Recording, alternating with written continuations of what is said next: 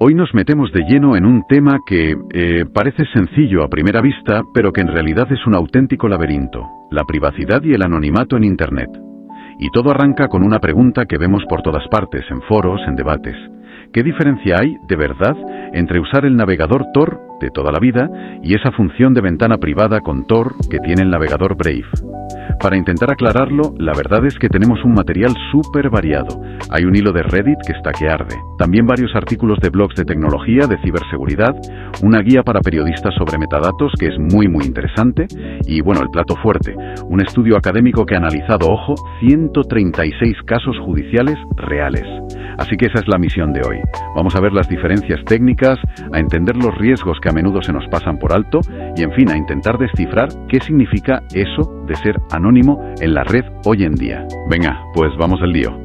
El punto de partida es la duda de este usuario en Reddit, que yo creo que es la duda de muchísima gente. Tienes dos herramientas que parece que hacen lo mismo: navegar con la red Tor. Pero la comunidad de expertos insiste, vamos casi a gritos, en que no tienen nada que ver. Y la pregunta es lógica: si no es lo mismo, ¿para qué lo mete Brave? ¿Es solo marketing? Es que esa es la pregunta del millón. Y la respuesta corta es que son dos mundos, de verdad.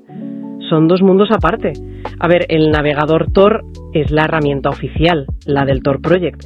Está construido sobre Firefox, sí, pero está, rediseñado desde cero con un único objetivo en mente. Casi una obsesión: el anonimato. Su estrategia es brillante. Es hacer que todos sus usuarios se parezcan entre sí, como dos gotas de agua. O sea, que no destaques. Exacto. Misma resolución, mismos plugins, una huella digital idéntica para todo el mundo. Así, claro, intentar rastrear a una sola persona es como buscar una aguja en un pajar de agujas idénticas. Su única razón de ser es esa. Justo. En cambio, Brave con Tor, eso no es un navegador de anonimato. Es un navegador que se centra en la privacidad, en la velocidad y que tiene una función extra. Te deja pasar el tráfico de una ventana privada por la red Tor, casi como si fuera un proxy, nada más. Y lo más sorprendente es que la propia Brave es muy honesta con esto, ¿eh? En su página de soporte oficial tienen una frase que es demoledora. Dicen, y es literal, que Brave no implementa la mayoría de las protecciones de privacidad del navegador Tor. Ostras, espera. Lo dicen ellos mismos. Que lo diga la propia empresa es muy fuerte. Porque entonces ya no es una opinión de puristas, es un hecho técnico. Y por lo que leí en uno de los artículos, el del blog Undercode, esta diferencia ha tenido consecuencias muy, pero que muy reales. Hablaban de un fallo de privacidad bastante gordo. Sí, fue un caso muy sonado. Se descubrió que por un error en su bloqueador de anuncios, algo técnico con los registros CNM, Brave estaba filtrando peticiones de DNS. A ver, para que se entienda fácil. Imagina que quieres entrar en un sitio .onion, de estos secretos de la red Tor. Pues por este fallo, la petición para saber dónde estaba ese sitio se enviaba a los servidores de DNS públicos. Un momento. ¿Me estás diciendo que mi compañía de internet podía ver en sus registros que yo estaba intentando entrar en un sitio anónimo? Exactamente eso. Tu proveedor no vería el contenido, claro, pero sí un registro de que tu ordenador ha preguntado por dirección secreta del sitio .onion. Vaya. Es algo que anula por completo el propósito de usar Tor para empezar. Y esto, claro, nos lleva de vuelta al hilo de Reddit y a por qué la gente es tan vehemente. Claro, ahora se entiende esa insistencia. No es una cuestión de gustos, es que ha habido fallos que comprometen la base de todo el sistema. Precisamente. La clave aquí es la confianza y el enfoque. El Tor Project lleva décadas con una única misión: proteger el anonimato. Todo su trabajo gira en torno a eso. El objetivo de Brave es otro, y es legítimo, ¿eh? Quieren competir con Chrome, ser más rápidos, bloquear rastreadores, pero el anonimato no es su prioridad número uno. No es su foco. No. Un usuario en Reddit lo clavó. Dijo que Brave añadió la función de Tor para atraer a ese nicho de usuarios, no para replicar su seguridad. Y luego hay otra diferencia de base, de la que se habla poco. Brave usa Chromium, el motor de Google. El navegador Tor usa Firefox, de Mozilla. Son dos filosofías sobre la privacidad, pues opuestas. Entendido. Y hablando de confianza, eso me lleva al otro gran debate de ese hilo de Reddit, las VPNs. Ahí la gente está completamente dividida. Unos dicen que son clave con Tor, otros que son un peligro. Un lío tremendo. Es que para entrar ahí, primero hay que dar un paso atrás y aclarar dos cosas que todo el mundo mezcla: privacidad y anonimato. Que no son lo mismo. No son sinónimos para nada. El blog Comunix lo explica muy bien. Privacidad es tener el control sobre quién ve lo que haces. Tu identidad puede ser conocida. Por ejemplo, al comprar en Amazon, ellos saben quién eres, pero esperas que lo que compras sea privado. Vale, la privacidad serían como las cortinas de mi casa. La gente sabe dónde vivo, pero no ve lo que hago dentro. Esa es la analogía perfecta. De hecho, la usa el artículo de ViperVPN. Y el anonimato, dicen ellos, sería que nadie supiera ni siquiera en qué casa vives. Es ocultar tu identidad por completo. Por eso en ese artículo dicen que el anonimato total en Internet es su mito número 1. Es una meta muy difícil de alcanzar. La privacidad es más realista. Vale, con eso ya más claro. ¿Dónde encajan Tor y las VPNs? ¿Cómo funcionan de forma distinta? Pues se basan en modelos de confianza opuestos, radicalmente opuestos. Una VPN centraliza toda la confianza. Todo tu tráfico pasa por los servidores de una sola empresa. ¿Les das las llaves de tu casa, básicamente? Totalmente. Tu proveedor de Internet ya no te ve, es verdad, pero la empresa de la VPN lo ve absolutamente todo. Confías ciegamente en su promesa de no guardamos registros. Tor, en cambio, descentraliza la confianza. Es un sistema distribuido. Tu conexión no va a un solo sitio, da al menos 3 saltos por una red mundial de servidores de voluntarios. Ah, vale. Y ahí está la magia. Ningún punto de esa cadena conoce toda la historia. El primer servidor sabe quién eres, pero no a dónde vas. El último sabe a dónde vas, pero no quién eres. La confianza está repartida. Entiendo el modelo, pero mi lógica me dice 2 es mejor que 1. ¿Por qué usar Tor dentro de una VPN no es la solución definitiva? Suena a doble protección. ¿Por qué hay gente en Reddit que dice que puede ser incluso peor? Hecho para no ser rastreado, ahora sale de un único punto: los servidores de tu VPN. Vuelves a crear un punto de fallo único. Ya. La respuesta, como dice un usuario de Reddit muy lúcido, depende de tu modelo de amenaza, de quién te proteges. Para la mayoría de la gente, el consejo es no combinarlos. Pero alguna excepción habrá, ¿no? Leí que puede ser útil si Tor está bloqueado en tu país. Esa es la principal excepción, sí.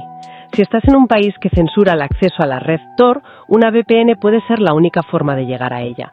Pero tienes que ser muy consciente de lo que haces. Estás transfiriendo la confianza de tu gobierno o tu proveedor de Internet a una empresa privada. Y ahí es donde la cosa se pone peliaguda. Claro, porque todo depende de si te puedes fiar de esa empresa de VPN. Y por lo que he leído, eso es un campo de minas.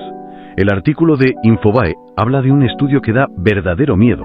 Da pavor. Es un estudio que destapó la existencia de familias secretas de apps de VPN. Descubrieron que docenas de apps, muchas gratis, con millones de descargas, en realidad eran la misma. Operaban bajo marcas distintas, pero compartían pues toda la infraestructura. Y una de estas familias tenía vínculos directos con una empresa, Qijo 360, que el propio Departamento de Defensa de Estados Unidos ha clasificado como empresa militar china. Y el artículo daba nombres concretos a evitar: TurboVPN, SnapVPN, XVPN... Sí, y muchas otras. Y esto destapa el modelo de negocio.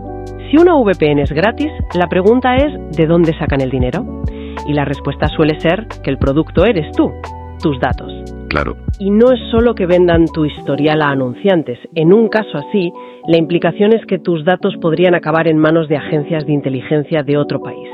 La promesa de privacidad se convierte en vigilancia. Vale, o sea que incluso eligiendo la herramienta correcta, el navegador Tor, y evitando las VPN sospechosas, todavía no estás a salvo del todo. El artículo de Kaspersky mencionaba un ataque que sonaba a ciencia ficción: el análisis de sincronización. Y lo es, casi. Es un ataque a nivel de protocolo, muy sofisticado. Imagina a un actor muy poderoso, como una agencia de inteligencia tipo la NSA, que controla muchísimos servidores de Internet. Lo que intentan es observar el tráfico que entra en la red Tor desde un punto, tu casa, por ejemplo, y a la vez observar el tráfico que sale hacia un destino. Si los patrones de tiempo y el tamaño de los paquetes coinciden, pueden inferir que esos dos puntos están conectados. Pero esto tiene que ser increíblemente difícil de hacer, ¿no? Es extremadamente difícil. Requiere recursos masivos. Y aquí el estudio académico, el de los 136 casos, nos da un contexto crucial. Su conclusión es que estos ataques al protocolo son, y cito, excepcionalmente raros. Ocurren, pero no es lo normal. Eso sí, cuando ocurren, el impacto es enorme. Mencionan un ataque de la Universidad Carnegie Mellon que, según el Departamento de Justicia, sirvió para desanonimizar a los usuarios de más de 400 servicios .onion. Entonces, si romper la tecnología de Tor es tan complicado y tan raro, ¿cuál es el verdadero talón de Aquiles del anonimato? ¿Por dónde se rompe la cuerda casi siempre? Y esa es la revelación más importante de todo este análisis. El estudio académico lo dice con una claridad meridiana. Hay una frase que lo cambia todo. El aspecto humano al usar Tor es el ángulo de desanonimización más crítico. No es la tecnología, somos las personas. Pero eso es un poco desalentador, ¿no? O sea, da igual lo buena que sea la herramienta si al final el fallo voy a ser yo, el que está sentado delante de la pantalla. No, no es desalentador, es realista. Y de hecho nos da el poder de protegernos mejor, porque el error humano sí lo podemos controlar. Los investigadores analizaron cómo se identificó a los sospechosos en esos 136 casos. Y los ataques tecnológicos eran la minoría. La principal vía fue, de lejos, el error del usuario. Te doy ejemplos del estudio. El caso Playpen, el más famoso. El FBI tomó el control de un sitio de la Dark Web, no hackeando Tor, sino porque el administrador cometió un error básico de configuración en el servidor. Y desde ahí distribuyeron malware. ¿Y qué error cometió el administrador? Pues uno de los más comunes. Según el estudio, el 37,5% de los operadores de servicios .onion fueron identificados por errores de este tipo. En el caso de Playpen, el administrador se conectó directamente a la consola del servidor con su IP normal, la de casa, sin pasar por Tor, seguramente para hacer un ajuste rápido. Un solo descuido. Un solo descuido bastó. Otro error garrafal es la vinculación de información. Usas el mismo alias, CryptoKing92, en un foro anónimo y en tu cuenta de Twitter. Ya está. Ya está. Acabas de crear un puente entre tu identidad anónima y la real. Y supongo que esto de los puentes tiene mucho que ver con los metadatos de los que habla la guía para periodistas, ¿no? Toda esa información que dejamos sin darnos cuenta. Exacto. La guía lo explica con la analogía de una carta postal. El contenido de la carta puede estar cifrado, pero el sobre, para que llegue, tiene que llevar un remitente, un destinatario, un sello. Claro. Todo eso son los metadatos. En el mundo digital, tu proveedor de Internet quizás no sabe qué dices en una llamada cifrada, pero sabe que has llamado a tal persona, a tal hora, desde tal sitio y durante cuánto tiempo. Y lo más peligroso, como señala la guía, es que los metadatos, por lo general, no se pueden cifrar. Son el rastro que dejamos. Vale, ha sido un viaje intenso. Empezamos con una duda sobre dos navegadores y hemos acabado hablando de operaciones del FBI y de no repetir apodos en Internet. Si tuviéramos que destilarlo todo, ¿con qué vas quedamos? Las lecciones prácticas. Yo creo que hay 4 ideas clave. La primera, y la más sencilla, el consenso de los expertos es unánime. Si se busca anonimato robusto, la herramienta es el navegador Tor oficial. Punto. Como hemos visto, hasta la propia Brave lo reconoce en su web. Si tu seguridad personal depende de permanecer en el anonimato, te recomendamos encarecidamente que utilices el navegador Tor. Más claro, imposible. El consenso es total, entonces. Nada de atajos. Nada de atajos.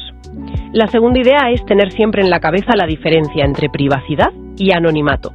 Son dos objetivos distintos. Una buena VPN de pago y de confianza te puede dar privacidad frente a tu proveedor, pero el anonimato es otra liga. Y la tercera, que es la que a mí más me ha impactado, es que el eslabón más débil está entre el teclado y la silla. Es el error humano, es reutilizar una contraseña, hacer clic en un enlace que no toca, subir una foto sin borrar los metadatos que dicen dónde la hiciste. El estudio lo llama el ángulo dominante de desanonimización. Me parece una frase perfecta. Y por último, supongo, las buenas prácticas, la higiene digital. Exacto. La cuarta lección. Los artículos de Kaspersky y Comunix dan consejos muy concretos y muy útiles. No usar torrents sobre Tor porque filtran tu IP real, deshabilitar plugins que no necesites y sobre todo una recomendación clave, usar el nivel de seguridad más alto en el navegador Tor, que desactiva JavaScript por defecto. Que es una de las mayores fuentes de problemas. Exacto. JavaScript es útil, pero es una puerta de entrada enorme para vulnerabilidades y rastreo. Desactivarlo reduce muchísimo la superficie de ataque. La conclusión entonces parece que no es encontrar una herramienta mágica que lo solucione todo, una bala de plata. Va más de adoptar una disciplina constante, una higiene digital. No es solo qué navegador usas, sino, y sobre todo, cómo lo usas. Totalmente. Las herramientas son los cimientos, pero es el usuario quien construye el edificio de su seguridad. Y un solo ladrillo mal colocado, un solo error de juicio, puede hacer que todo se venga abajo. Y para terminar, quiero dejar una última reflexión que me ha provocado el estudio académico. Los investigadores dicen algo muy interesante. Señalan que su objetivo no era solo analizar cómo se atrapa a la gente, sino también ayudar a crear directrices que beneficien a los usuarios y operadores éticos, y que a la vez permitan investigaciones eficaces de la actividad delictiva. Y su plantea una pregunta final fascinante, con la que podemos dejar a la audiencia pensando: ¿es posible crear un conjunto de herramientas y de buenas prácticas que sean lo bastante robustas como para proteger, no sé, a un periodista en un régimen opresivo? A un activista. A un activista, exacto. Pero que al mismo tiempo no sean un escudo perfecto irrompible para la delincuencia. ¿Dónde está esa línea? Exacto. ¿Dónde se traza esa línea? Y, más importante aún, ¿quién tiene la autoridad para decidir dónde se traza?